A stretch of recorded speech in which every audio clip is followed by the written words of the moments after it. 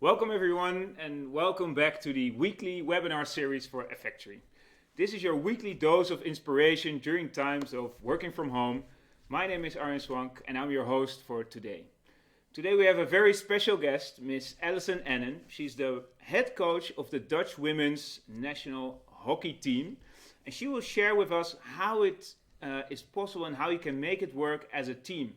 How to find the optimal team performance, what kind of personality traits influence the performance of your teams, and how can you reach performance behavior so that everybody contributes to the optimal success.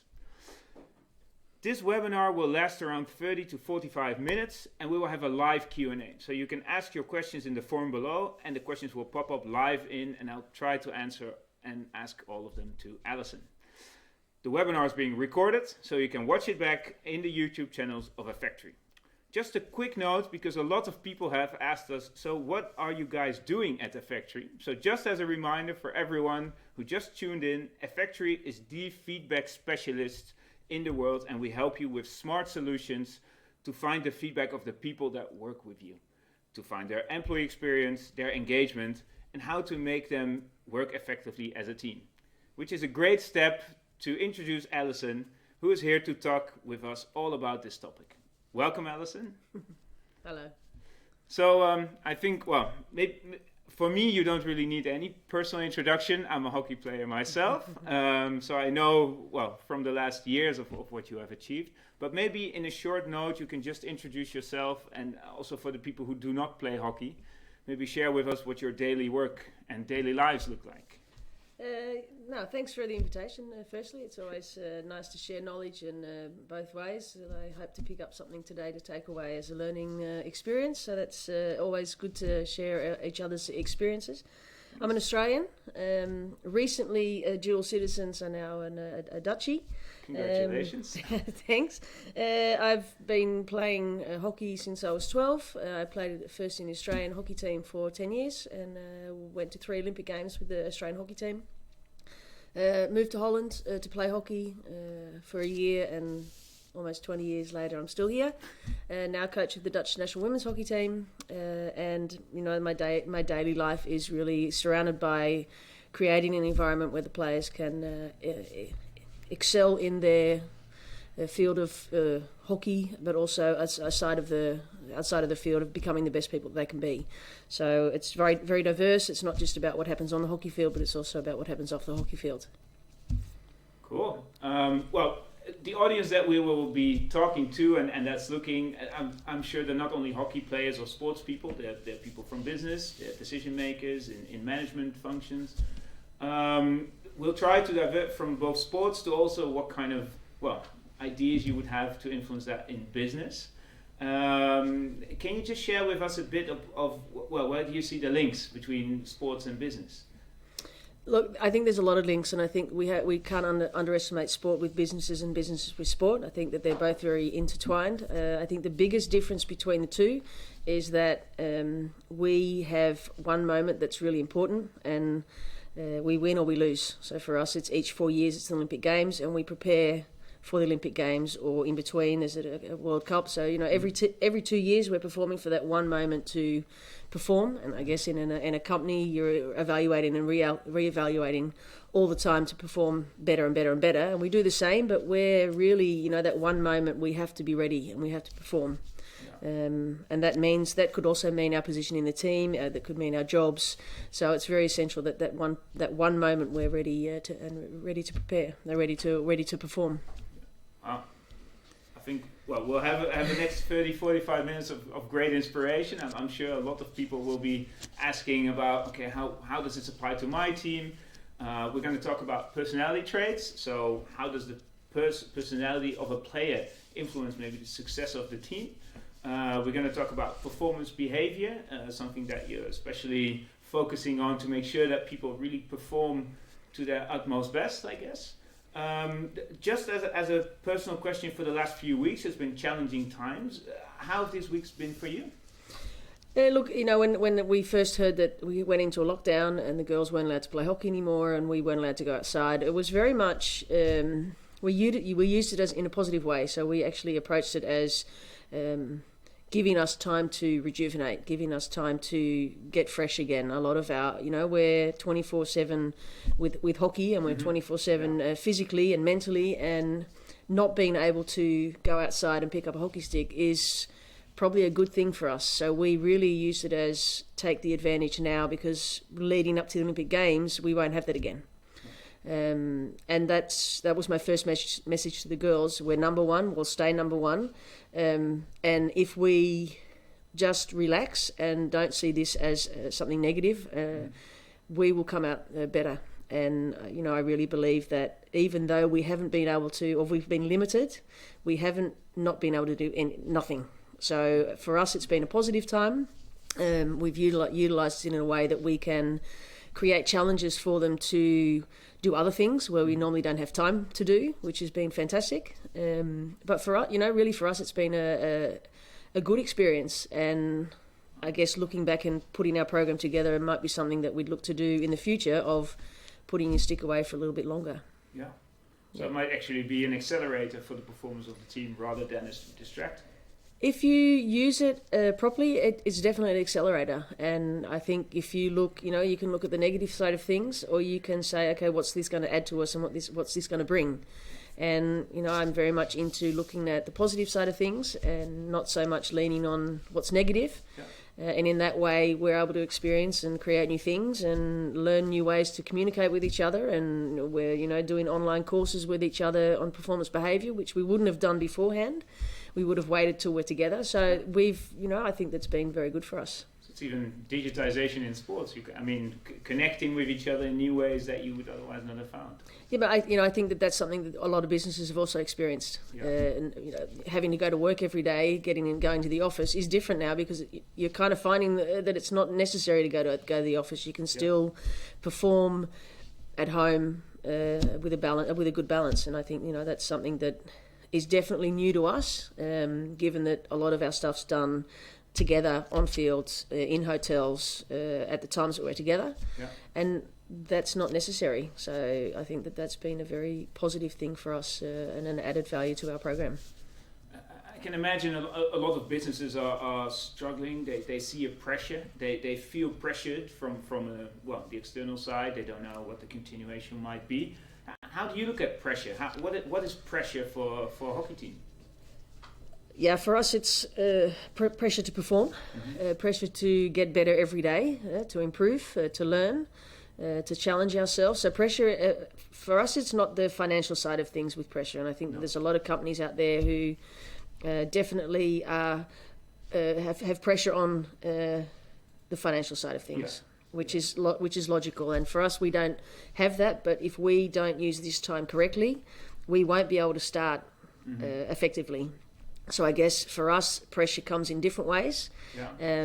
And how do we go about that is just continually small steps, and small steps in changing, change management, change when you don't need to change.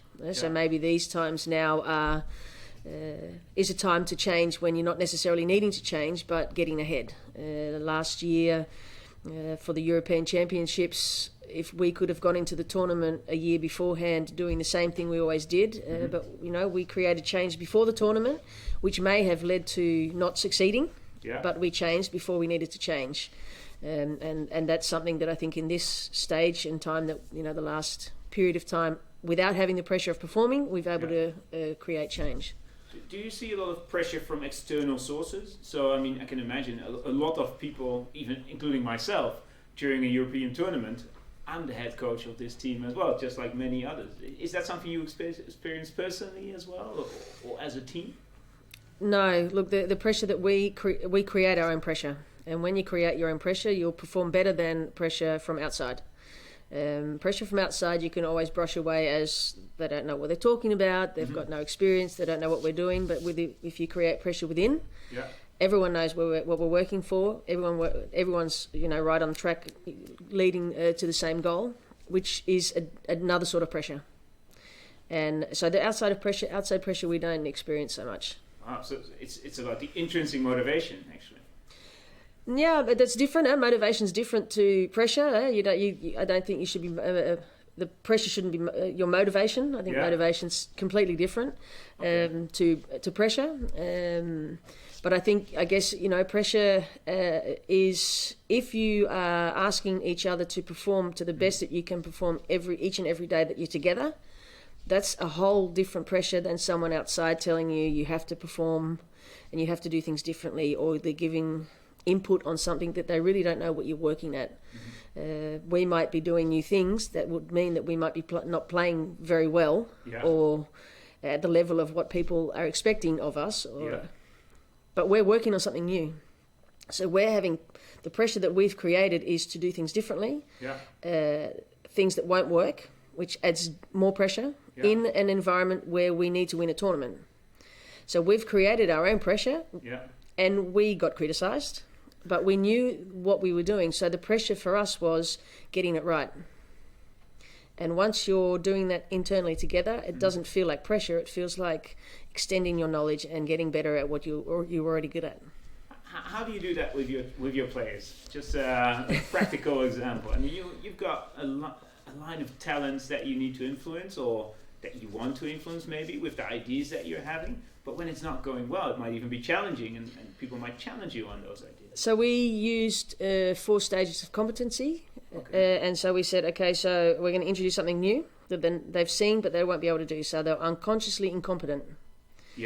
So they couldn't do it. And we were forcing them to do something, and they weren't really aware of why they were doing it. At one stage, they became conscious of what they were doing and how they were doing it, but they still weren't competent at it. So they moved through the phases of the 4 competency phases, which meant that they were going through a stage of change under pressure within the team.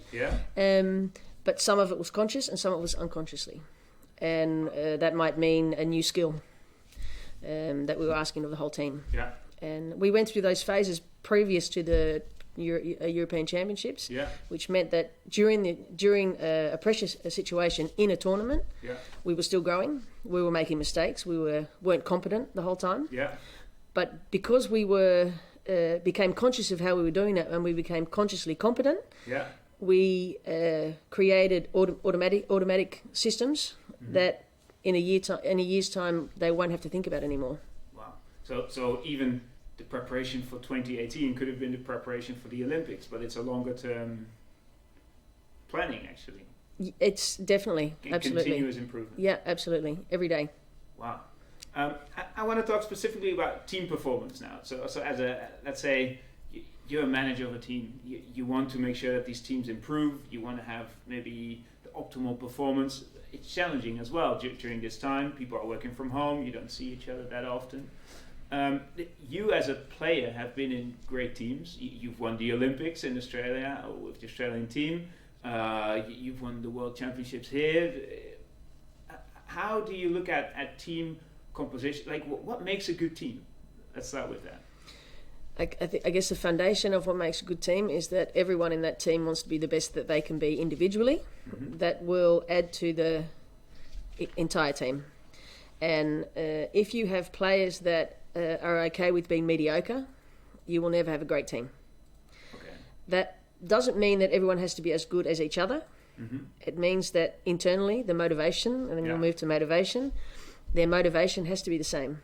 And that might mean that one player is extremely good and always motivated to be the best that they can be, and another player might be what we would call a serving player. So we have different types of players in our team. And they will be the best that they can be at their own level. But everyone has to be really trying to be as good as they can be together. If you don't do that, you'll get irritations. You'll get completely different levels within the team. And I guess that is what I think is the foundation of a great team, is a team of players who know their role and are always striving to be the best that they can be. So role clarity is very important then. It's important without limiting them in their performance. So there's 2 sides of role clarity. Role clarity is about having them aware of what they're good at, and when they can use that without limiting them in growing. So I guess it's a tricky, giving people roles They might grow out of that role, so they'll need to move into another role, but the continual learning process needs to ensure that when they move into another role, it's a smooth move. Yeah. So we were trying to create an environment of having people know what their role is within our team without limiting them, so that they can grow for the future, that they might move into another role. And it might mean that some people won't move into another role and they're just comfortable being one sort of type of player. And that's also very good. The player could be the one that is best when he or she is the servant player. Yeah. And it also might mean that a player within the national program is a creative player or a serving player, but in their own club team is a creative player, because the levels are different. Yeah. So they'll learn also to move into in and out of different roles with the national team and also with their club teams, which is also very good. So these players, they have different hats on as well. I mean, they're playing for different teams, but they could also have different roles. How do you blend them together then? It's about talking about it. It's about communicating with them. It's about having them give input. So we don't put them in the roles. Yeah. We ask them what role they think is best for the team. So you're actually challenging them to be open on, providing the role that they feel most comfortable with. Yeah.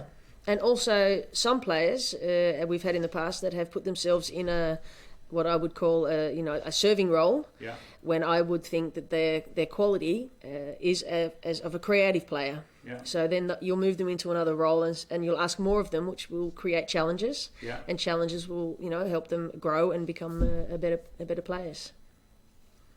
And they might start a bit more at the incompetency level, but slowly you will gradually see them move towards a more competent level. Yeah, look, I don't know in that stage that it's the 4 types of competency we use when we want to create change. Okay. So I think that that's something that you can't have them. You don't want them in a role where they're not being competent. Yeah. Exactly. So when we're creating change, I'll use the 4 types of competencies. Uh-huh. But when we're playing the game, I want people to challenge them to be the best that they can be within a role. Yeah. That won't mean that we will put people in a role that will make them incompetent. That's a good point. I do see this happen in business sometimes, where people say, well, I'll promote you to that specific position, even though that person might not be ready for it yet. Or they see it as a promotion, but maybe the person isn't the best fit on that specific role. I can imagine in the team, some people would like to grow even faster than you might feel comfortable with. Yeah, that could. That takes place sometimes, rarely in sport, I think, because in sport, when you're on the field, it works or it doesn't work. You're successful or you're not successful. Yeah. And that's for us. It's that every time we're on the pitch, it's the same. Yeah. So you continue being challenged to fulfill your role, and there's different roles within the team, not only just structurally as the game goes, but also in leadership roles, within our culture. There's different roles. So I guess everyone who's in the team has some certain role that will challenge them and help them grow. Mm-hmm. But it's not always on the pitch, and I think that's the foundation of our team, which creates a learning environment, and also one that helps them grow and keep motivated to learn more, get better. That's the foundation of really what we do. Yeah. Wow. Let's talk maybe a bit more about those personalities, or the personality traits. Maybe you could say that you have different roles, you have different people. You're the coach. You're selecting, or at least I guess you're not doing this alone, but you're making the final selection. And then you're magically blending people together, getting their experience, their knowledge, their ideas, their creativity. You're making this all into the optimal mix. How do you make that selection? How do you find the right people? Look, in the end, they have to be good hockey players. So you're choosing. They should. Well, you're choosing the best hockey players, and there are at some cases where you might have 2 people that have different traits, and the one might be someone who might not be as good as the other player, but their trait, the person they are, their trait is really the person who they are, their internal person, will be of greater value to the team than someone who's better with stick and ball. So I guess it's about balancing what you need. And ensuring that you have a balance within the team that helps the whole team perform. So we will have players in our team who, for the outside world, may not be the best hockey players. Yeah. But without them, we won't be the best team. Wow. And it's about valuing those people and having them aware of their value in the team, and other people aware that they need them as well. So it's definitely talking about it. It's certainly about having them discuss it, and the selection process of it all is really, they do that themselves. In the end, we're talking about the last 2 or 3 players that we're going to be selecting from a team of 18. That's impressive.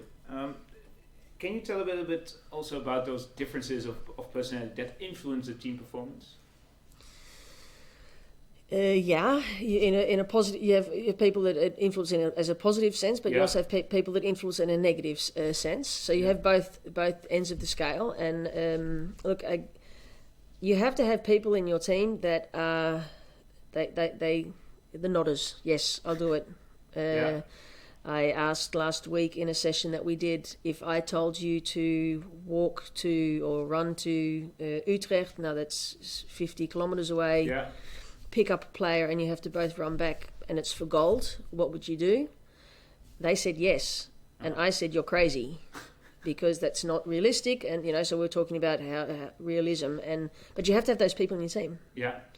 You also have the other people in the team who say, why? I'm not going to do it. So the balance of having those people is essential, and you need that in your team, and that's the traits of the people. So you have the people who are willing to do anything at any time without asking questions, and you have the people that are going to be asking the questions as to why and how and need structure. And, I guess that's also part of balancing the team. You don't want all of the why people. You also want the people who will just go out and do it and are happy to have the why people in the team.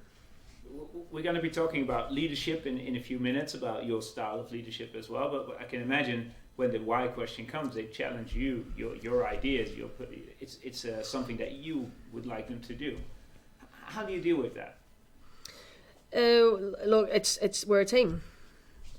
Sometimes, that's all open, and we'll talk about it. And I guess in the end, it's also about acceptance. It's about wanting to be heard and being heard, but also accepting that decisions will be made that may not be what you want.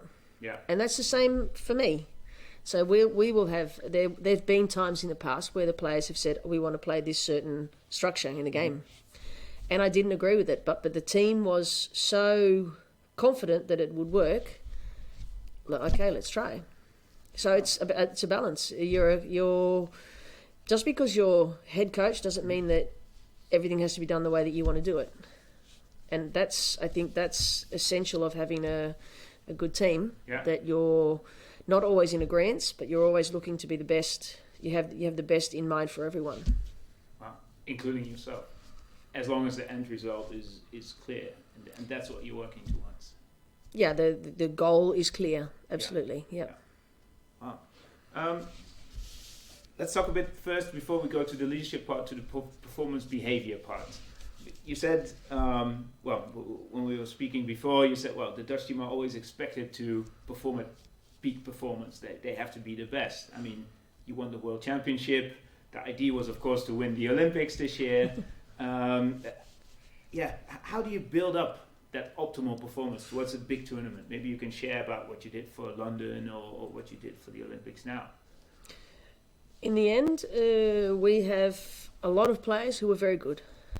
And the key, I think in the end, the key to the best performance is it's not just about preparing. It's not just about having the plan to get there. Because that plan can change. And it does change. Obviously, if you look at the situation now, I mean...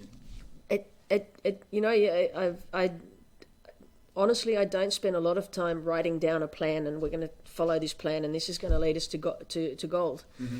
It's a lot about where are we at, monitoring, evaluating, and maybe changing things. And, that the performing in the end, getting them to that peak performance is about knowing when you're there and then also giving them confidence. So you're spending a lot of time breeding confidence in the group, telling them how good they are, that they are the best. I do that in training also, that one team will be playing against the other team in a scoring drill, and I'll just say to the one team that they're the best. Yeah. They'll win everything. And I'll say to the other team, they're better. And you'll see a change in confidence from the one team to the other. From mindset only? Only mindset. And then I'll change it and I'll switch it and I'll say, no, well, hold on, they're better. And you'll see a change again. So confidence plays an extremely big role in how they'll perform. Yeah. So it's building confidence without being cocky, because I think that's important. You know, you can be confident but not cocky. Yeah. Once you get cocky, you'll stop learning. Yeah. So it's about building confidence, and it's about utilizing everyone in your team to the best of the ability. In the way you described into roles, but also to get the people at the right spot where they are, to feel most comfortable. Yeah. Wow. Does this differ for any event? Like, do you have certain routines, or is this different from any moment that you build towards? No. We might spend, as a staff, a little more time in an Olympic year, because you're balancing... it's a huge tournament. Yeah. There's a lot of things that are different to an Olympic Games than a World Cup. Leading up to that, and you're talking about travel, you're talking about what you need to take, you're talking about the environment of the Olympic Village. So there's a whole lot of different things you have to take into account. Yeah. But generally, it's not so different. Like, it's still a game. It's still a hockey ball and a hockey stick. Yeah. The field's the same. The umpires are on the field. So that that doesn't change. Yeah. The environment around the event changes. Yeah, that's a big influence, of course, as well. The world that you're operating in. Do you see a big difference between the seniors and the juniors, let's say? I mean, people just new to the pitch might be much more influenced by that than... I guess, the difference is how people approach it. I coach the under 12 boys at Amsterdam, and I train them just like I train the national team. They will probably do generally, a lot of the same skills and drills. It's just at a different level. Yeah. Let's see, I mean, talking about performance behavior, you're talking about continuous performance behavior. How do you keep motivating yourself for that? Like, how do you keep improving and have that continuous improvement for yourself? You have to be aware that you don't know everything, and there's always someone out there who knows something better, who can give you and feed you information. I try and learn every day. My motivation is to help the players become better players, but also better people. So for me, it's a motivation every day to be the best that I can be, so that they can be the best that they can be. And I know that, and once that I don't have that feeling again, that then I'll that's the moment that I'll stop coaching. Wow. But not yet, I hope. No. But I and that's where I think that's where sometimes when you are working in a company, you're very comfortable with your environment, and, so you get up, you go to work, you do what you have to do, you go home. But the motivation to be the best that you can be that day for your company, for yourself, might not be there anymore.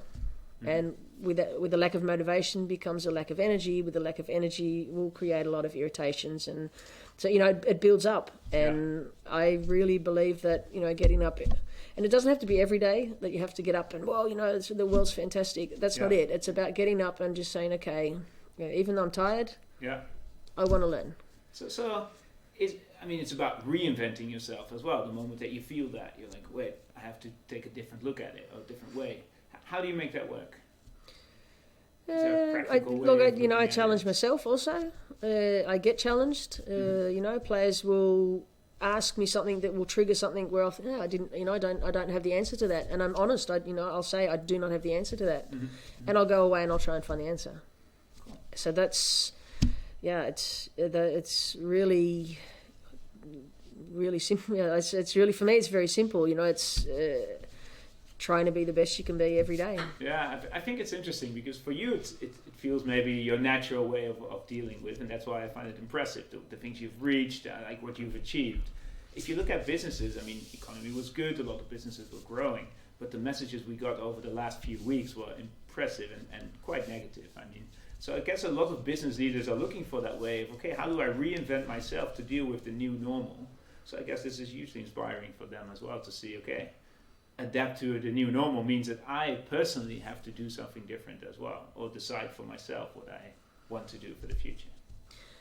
Yeah, look, I guess, and I'm just trying to think of the quote out of my, but Albert Einstein has a quote that if you can't keep doing the same things, you can't change things by doing the same things where the problem came from. So you've got a problem, you need to think completely different to change that problem. If you think the same, that problem won't disappear. Yeah.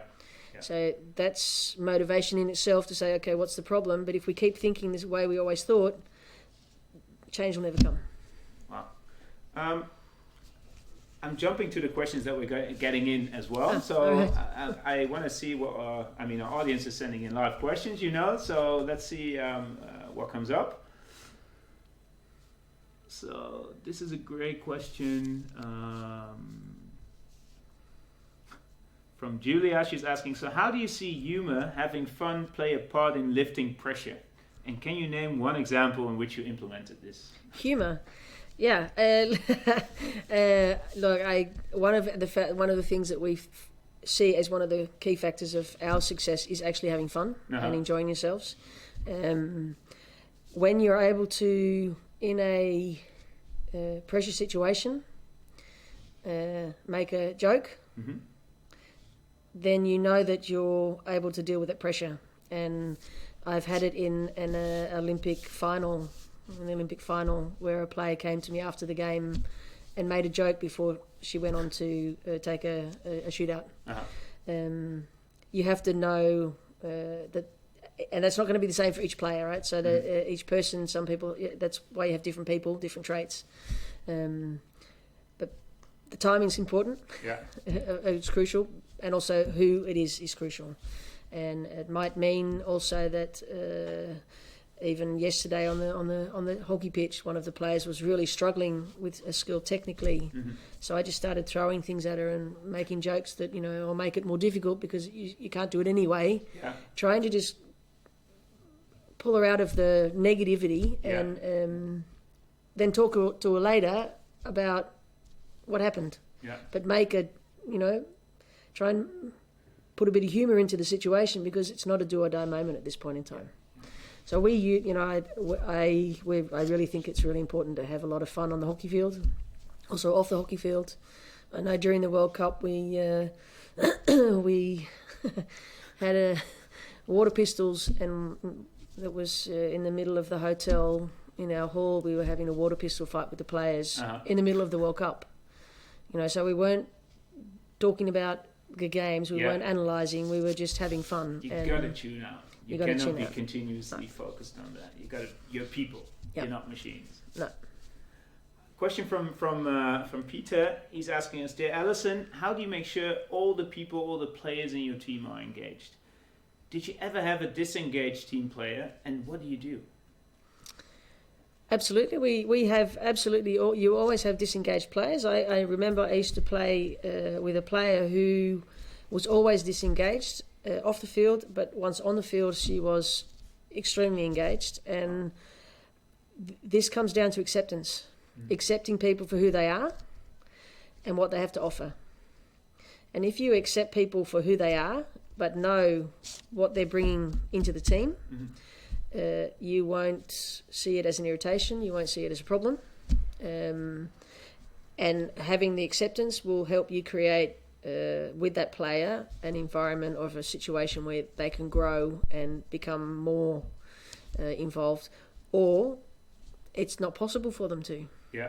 That's also something, sometimes it's just not people, certain players, people have a limit to their ability to stay involved. Yeah. You have to know what that is, and you have to know, do I have to, can I get her involvement higher, or is this it? And are you willing, or are you able to then say, I'm sorry, this is no longer going to work for us? I mean, it's a difficult. If they're performing, and that's the thing, if they're not performing, then you have to do something about it. if they're performing, and that's performance behaviour. Yeah. So if someone's their behaviour is limiting, and they're not behaving in the way that you might think or want them to behave, or their teammates, but they are performing, and it's not standing in the way of the performance of them or their team, but their behaviour is maybe different, that's okay. Yeah. It's about creating for the rest and that person communicating together and making sure that everyone's aware that that's okay. Yeah. And dealing with that, and how do you deal with that? It's when the behaviours are limiting their performance, that's when you have to start talking about whether they're part of the team or not. Yeah. You don't change behaviour if they're still performing. Because it would be a waste. So, maybe an example is Lionel Messi. Yeah. If you watch him on the hockey, I almost said hockey field. On the soccer field, he rarely runs. He rarely does a tackle back. He's when you look at him, he doesn't look involved. Yeah. No one will ever not have him in your team because he performs. I, as a coach, would think, hey, he needs to be more involved, because if he's more involved, he can bring more. He can be, how much better can he be? But he doesn't need that. He's performing, and because he knows that at the moment that it's necessary, he will do whatever is necessary. But also the players around him are accepting of that because they also know. Yeah. So you can spend your time changing the behaviours. If he loses the ball, he needs to run and tackle back. Or the people around him have accepted that they will do that for him. Yes, solve it as a team. Exactly. Versus the individual person. Yeah. And that's not saying that in every team environment that everyone's accepting of that, because I think that he's certainly a completely different, player. Yeah. But that's an example of someone who might be disengaged, but also at the right time fully engaged. Wow. I want to jump to your leadership style and also to the way that you coach. I mean, if I look at you at the field, I think you're a compassionate leader. Let's say, I mean, I have a few pictures. I'll show them to the audience as well. Things like this. I mean, people are always talking about hierarchical leaders or directive leadership, or maybe coaching or servant leadership. If you describe it for your own leadership, what would you say? What kind of leader are you? I guess this is something that you would have to ask the players and my staff. I think that's, I guess, how I would like to be perceived, is someone who is very personal, personal approach. I really try and help my players become the best people they can be, because and also the player and the person first and the player second. So I think that's they come into our team being able to play the game. So if I when I was younger spent more time learning about myself and how I could be a better person, I really believe that when I was at my peak, I would have been better. So that's something that I really try and put back into the players, and on a personal way, but also a coach who sets an example.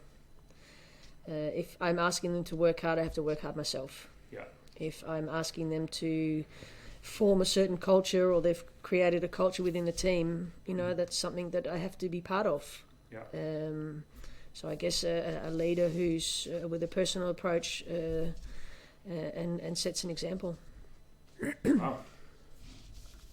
We know you're not doing this alone. I have an idea of what staff you have around you. Yeah. Can you describe your role in terms of balancing between, you have players, you have your staff. How do you deal with that as a leader? So in the beginning of my coaching career, I wanted to control everything, and I wasn't much of a delegating coach. In the past years, I've learnt to delegate, and I've almost got subgroups within our staff who have their own roles and responsibilities.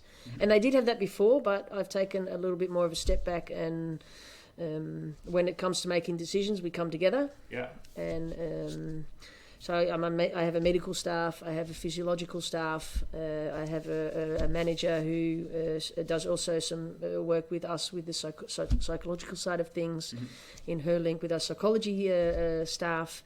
I have a technical staff, and everyone within that staff, and analytical staff. So and everyone within there have certainly their responsibilities, and when they perform, I perform.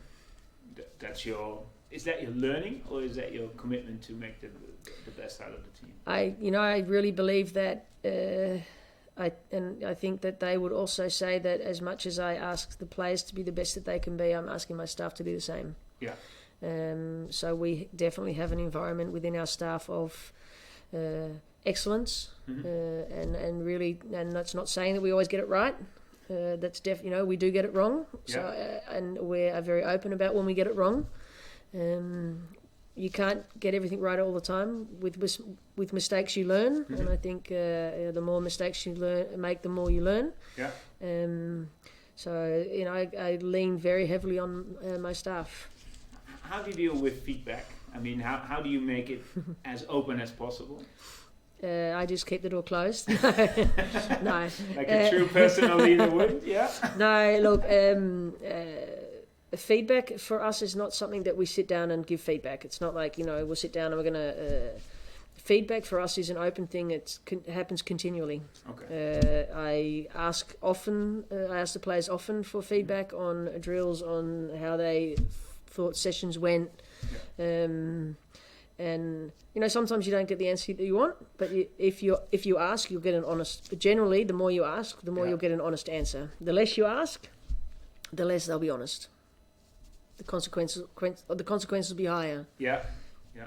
That might mean that if I ask a player once a year for feedback on something, they'll be thinking, why is she asking? What's the moment? What are the consequences of my answer? Yeah. If I ask them regularly, they won't go through those phases of asking themselves why I'll be asking for feedback. Yeah. And giving feedback is something that is, in our environment as a sort of everyday thing. Wow. Players, staff, everyone alike. Yep. Impressive. So we're getting towards the end. I mean, we have a limited time, unfortunately, that we're together. There are a few things on my mind that I'm interested to ask. I'm just going to check whether there's any questions coming in as well. So Eileen is actually asking about that moment when you had different groups in the team. She's asking us, so how do you deal with, players or staff or forming smaller groups within the team? How do you bring that? How do you blend that back together? And I guess it's from a business perspective for her. I can imagine, she has a business team that might have different teams as well among them. So how do you blend that into a good mix? The reporting. So we're very much reporting back to each other. Mm-hmm. When the medical staff might be discussing the medical side of things, they'll utilise the rest of the staff who they need to give input. So it's not just the medical staff sitting together, it's the medical staff, they'll sit with the physiologist, they might contact the psychologist, or that might happen a little less. They might ask the manager, do they see something in the player that might be of question. So, and then they'll bring that feedback to me. So it's almost they're subdivisions, but they're not really subdivisions. Really, where it's an environment of working together. There's interdependency as well between them. They need each with other a sense of responsibility. For the best result. With a sense of responsibility. Yeah.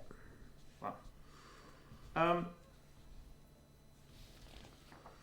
Well, if we're talking about, let's say, finally as a moment of a big influence, I can imagine, for you. Recently they announced, of course, the Olympics in Tokyo might be postponed. It could be a year later. If I compare that with business situation, a lot of businesses are challenged at this moment. They might have revenue flows that they don't see back, or they don't know yet how that will look like for the next year. How do you deal with such demotivators? Or do you turn it around and say, because we started with this as well, you said, let's make it a positive side to it. How can you make it work that this is not something that will influence you on the long run? you have to be very, very aware that people will be demotivated in the next 6 months. Mm-hmm. And that's okay. If you're looking for them to be continually motivated, that's almost demotivating itself. So I've spoken to players even in the last week who have said, I just don't want to, I'm not there. And that's okay. If you give them a sense that it's not okay to feel demotivated, then you'll lose them. And that's throughout the whole year anyway. That's aside from this situation that we're all in, not feeling okay, feeling demotivated is a part of life. Mm-hmm. It's something that we all have. It's how you go about it. So it's about allowing them to feel that it's okay to do that and mm-hmm. feel that way, and hoping and helping them through it so that it's not a long-term thing. Yeah. So keeping it short-term, and having them expect that it'll come in waves, and it's okay. Yeah. Be honest, I can imagine. Be truthful about what you're saying. I mean. Yeah, look, one of the things that we also have is that's very important in the way that we communicate with each other is what you say, what you feel, what you think, and what you do have to be in balance as much as possible. So don't you don't want to say, look, I'm completely motivated today, and go out on the pitch and everything you do, everything you're feeling, not feeling motivated, you're not showing that you're motivated, mm-hmm. That's not in balance. So really try and keep that in balance. And if I see someone might be not so motivated as they normally are, they have to be honest about that as well. So it's about, keeping that in balance, but also communicating with us and each other. They might go to a manager, they might go to a teammate, but just talk about it. Yeah, cool. Well, obviously the end result is, of course, the gold medal. That's what. How do you make that a tangible thing to really still strive for that end goal that might be 2 years in the row? Well, it won't be 2 years away. If it's not next year, it won't take place. So that's very clear for us. If it's not between the 22nd of July and the 5th of August, then it won't take place, mm-hmm. which is so we'll prepare ourselves for the 22nd of July. Yeah. And we won't prepare ourselves that it won't go ahead. I think that's something that you have to put aside, and we can always talk about maybe, but we will talk about preparing ourselves for the Olympics on the 22nd of July, and that's you have to at some point you have to kind of put that aside, and what might not happen, put it aside, because in everyday life, even before this, mm-hmm. things might not happen. Yeah. You might not get the client that you want. You might not get enough money in from a client. Mm-hmm. There's so many different things that might not happen. And now that we have this situation that we're in, it's enlightened, but it's the same. Yeah. What changes is how you go about it. And I really believe that. And again, look, I understand that a lot of companies are different to a sport. But I do believe that the approach can be the same. I do believe that if you go in there with, okay, what's next, and let's get through this, and maybe change, maybe learn new things, that it won't so much, when everyone will get through this. I really believe it. Wow. Thanks so much. This was, well, for me at least, hugely inspiring. I guess from the responses that we got, a lot of people were very engaged on what you told them, and how they can deal with this on a business situation, on a day-to-day life basis. Is there anything that you feel that you want to share with let's say, the business community out there? I think your last words were very, very concrete on how to deal with it. So I can imagine this is something for all of us to take care of, not even sports, but also for business. So. No, I guess for me, it's just keep learning, and it's learning, implementing things, and if you're struggling, it's okay. Know that it's okay to struggle, and I guess that's something that I live by. I do sometimes wake up and think pool, but it's okay to feel like that, and it's just like it's okay to celebrate when things are great. Cool. Well, thanks so much. It was an honor and a pleasure that you were here. For the audience, guys, next week we will not have a live webinar, but plenty of time for you to watch back all the recordings that we've made over the last few weeks. We've talked about performance management, we've talked about focus, about productivity, about engagement of employees, how to make the team perform optimally. So a lot of time for you to have a few weeks of looking back at what we've all covered. And then on the 28th of May, we're back with a webinar about the topic of people analytics. So I'm very much looking forward to see you guys then. If you have any further questions, you know where to reach me, and I'm more than happy to answer them. Thanks a lot, and stay safe.